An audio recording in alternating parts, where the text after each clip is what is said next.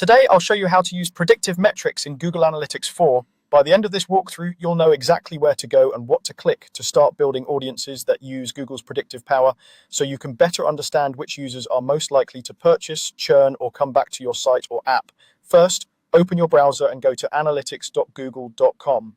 Make sure you're signed in with the Google account that has access to the property you want to work with.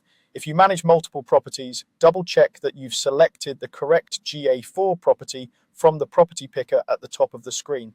Predictive metrics are property specific, so being in the right one matters. Once you're on the correct property, you'll need to go into the settings area, look towards the bottom left corner of your screen and click on the admin icon. This is the little gear icon that opens up the administrative panel for your account and property. The admin section is where you manage all your configuration, including data settings, events, and in this case, audiences. In the admin panel, focus on the property column in the middle. In that column, find the section related to data display or configuration and click on audiences. This audiences area is where you define groups of users based on behavior, demographics, and importantly, predictive signals.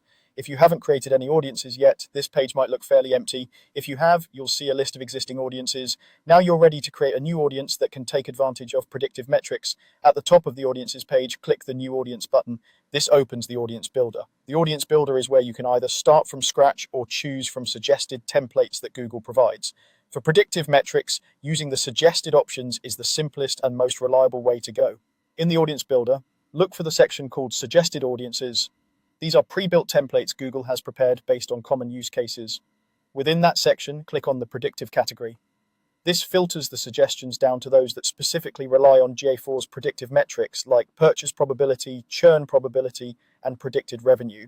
If you don't see predictive suggestions, it usually means your property hasn't yet met the data thresholds Google requires for these models to be available. Once you're in the predictive suggestions, you'll see one or more audience templates. These might include audiences such as users likely to purchase in the next 7 days, or users likely to churn.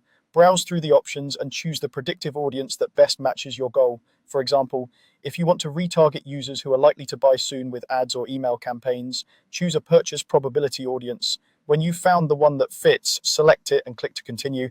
After you click your selected predictive audience, GA4 will load the audience details. Here you can review the conditions that define it, adjust the membership duration if needed, and give your audience a clear descriptive name so you and your team can recognize it later. When everything looks right, save the audience.